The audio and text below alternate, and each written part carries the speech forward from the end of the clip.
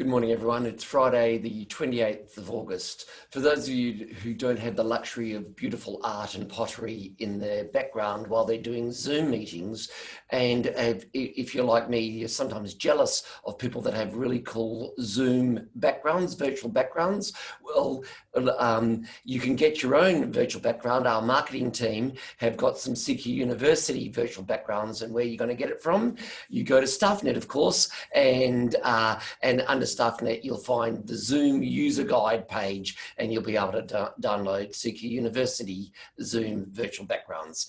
But in the foreground today, I'm wearing purple, and that's because today is Wear It Purple Day, and it is an initiative that attempts to foster a safe, inclusive, empowering environment for rainbow young people.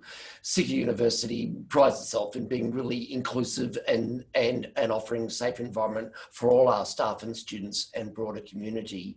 And part of that safety and inclusivity is recognising that people can be themselves despite their gender identity or sexual orientation. Just be themselves, and it shouldn't matter.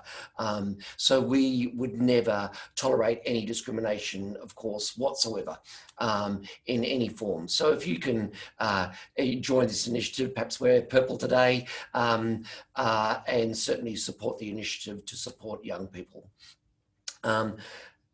A couple of bits of good news, and I won't keep you too long today. NAFA stands for the Northern Australian Festival of Arts, and it's an arts festival, obviously, out of Townsville, started last year, and we were the naming rights sponsors, the big sponsors of NAFA last year in Townsville. It was hugely successful. There was national and international acts, everything. We're talking music, we're drama, plays, also online stuff, all sorts of stuff. It was really very big last year. 100,000 people attended, and we were really very pleased. And we think determining our sponsorship dollars and who we were supporting, we thought this was really good for Townsville and the whole of Northern Queensland community, and gave us good exposure. Well, it's got better than this, because we've just been told that NAFA is in one of the national finalists for the, and I'll get it right, the Australian Event Industry Award. So NAFA's one of the national finalists. Even if we don't win, that doesn't matter. We're a huge, brilliant company. The sorts of winners in the past have been Sydney Vivid, Melbourne Cup Carnival, Sydney Olympics, the Adelaide Fringe Festival. So in the events industry sector, this is really big, becoming a national finalist, and the fact that we're the major sponsor of this will just means that our sponsorship dollars have gone even further, even from last year. Of course, poor old Townsville, like everywhere else around Australia, around the world, have had to modify events, and so this year it's going to be a much smaller event. We're looking to see whether we can support that in any way we can, and then bounce back in a big way next year. But it is interesting determining what we support, that good for the community, good for the reputation of the university, good for extolling our virtues, not just community support, but our support of arts and that sort of stuff in this case. So we're really careful with how we spend our few sponsorship dollars, and this one has come home to roost. It's been great. We're really pleased. So what am I doing this coming week? On Monday, I'm in Emerald, and I'll catch up with staff and students in Emerald on Monday, and a few of the community leaders there. Looking forward to that. Then I get on a plane and I'm in Brisbane on Tuesday. I'm in Brisbane for a couple of reasons. One of them is we are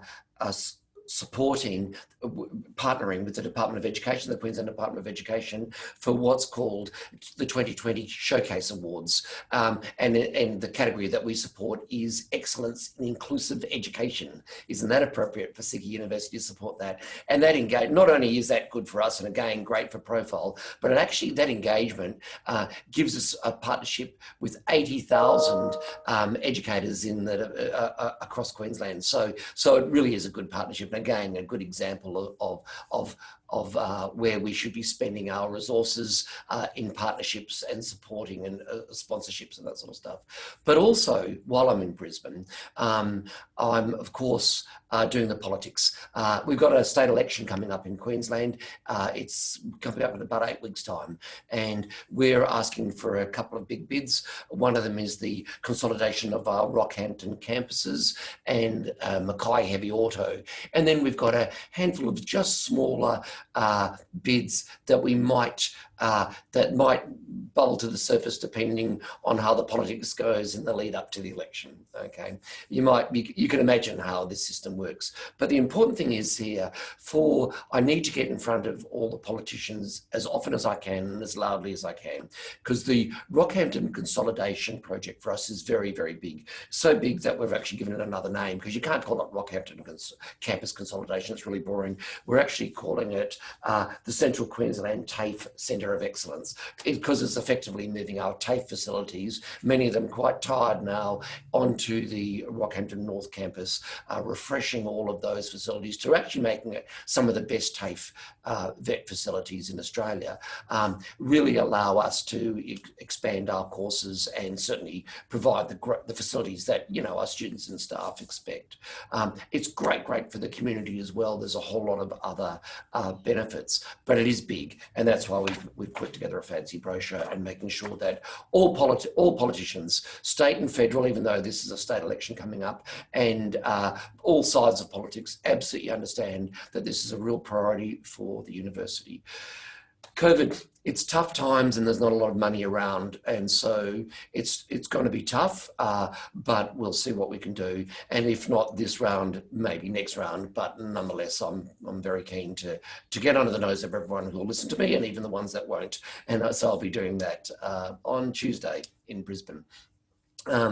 Just last thing, if I may. Next week also is the start of the Festival of Change. So the Festival of Change is an initiative by our social innovation team, and they've been running a program, a Festival of Change, for 3 years. This is the third year. This year, of course, it's got to be online. And what it does is it brings young people together and starts thinking about what change and, you know, what it's like, different themes each year. This theme this year is the Generation COVID, they've called it. And I think on Tuesday, I'm from Brisbane, actually. I'm moderating a panel. It starts next week and it goes for 3 weeks. I hope I'm grabbing your attention here, because you'll be able to engage with this if you want. So get a pen, in a moment I'll tell you how. But I'll be moderating a panel with some young people with the theme of, you know, what will it be like post-COVID?